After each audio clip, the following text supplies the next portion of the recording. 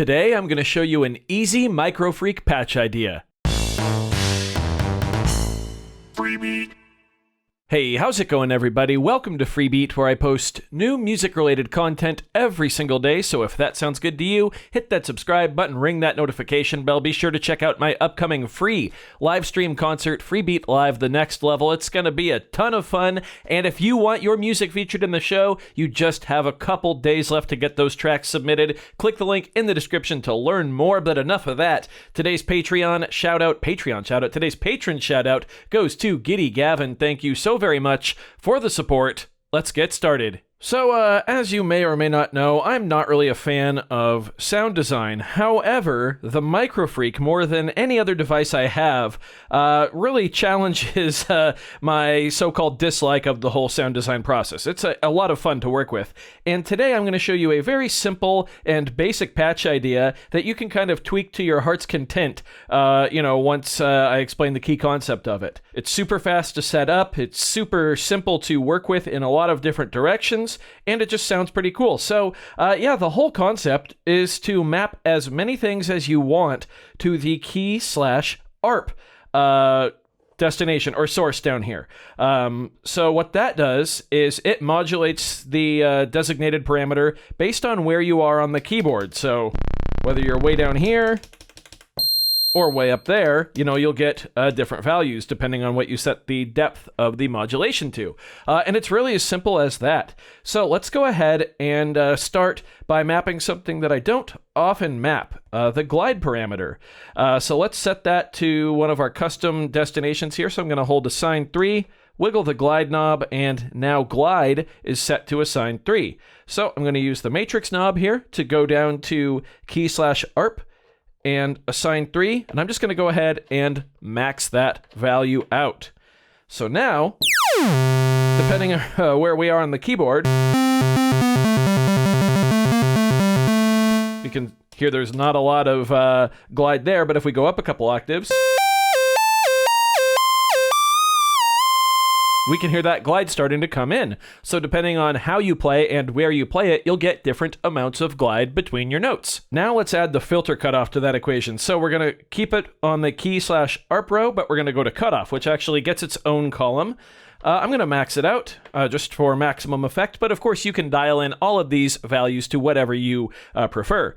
Let's get our resonance high enough that you can hear it, but not so high that it's like eardrum shattering. So now, depending on where we actually have the cutoff set, depending on where we are on the keyboard too, the filter cutoff value will be different.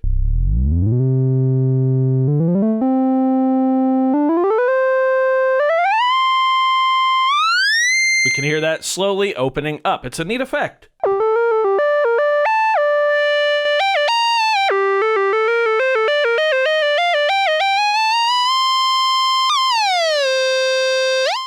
Cool. Now I'm going to pick a different oscillator type. I'm going to go to wavetable, and this is just the default wavetable loaded in here. Let's go to number 12. That sounds good with the wave knob. And in the wavetable oscillator, the timbre knob actually is what changes the position, our position in that table. So let's go ahead and map that to key/arp as well. So the timbre knob does have its own column here, so we will scroll to that right there. Let's max it out.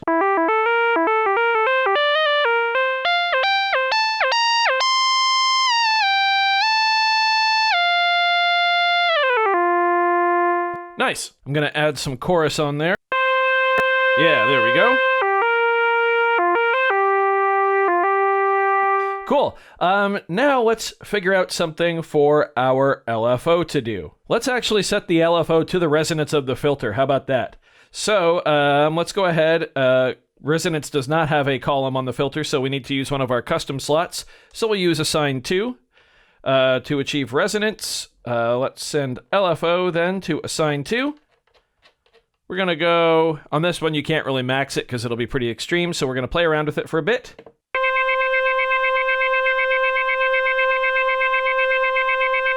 Screw it, we can max it.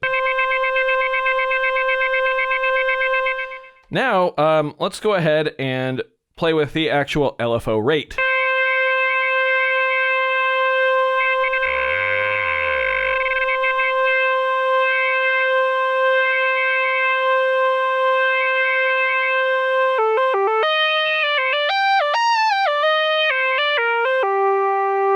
Yeah, that sounds good to me. However, let's take this one step further because we do have one custom assign slot left. Let's go ahead and actually hold that button down and assign the LFO rate to the custom assign slot and then set that to be controlled by the key/ARP position. That means when we're playing down here on the keyboard, the LFO will be a lower rate, and when we're playing higher, it'll be a faster rate. That should be an interesting effect. So let's scroll to key/ARP and we'll go to assign 1. I'm going to max that out.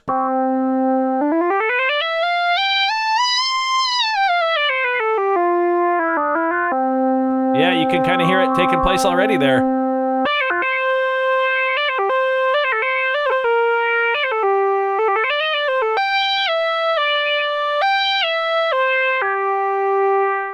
Nice. And that's really the basics of the patch. From here, you can go and, mess with whatever you want. But the idea is to give you something that plays kind of expressively. It's, depending on where you are in the keyboard, you can actually dictate what the modulations are doing. It's a really fun and interesting way to play, especially if maybe you have an external keyboard that has more keys on it than just this, 2 octaves here or so. Yeah, it can be a really, really fun way to play.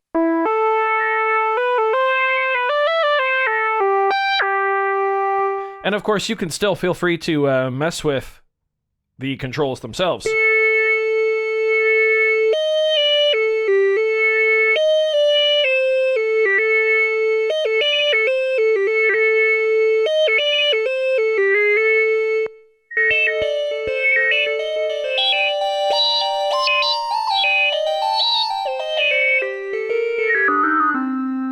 Super cool sounding. Wonder what it sounds like in unison.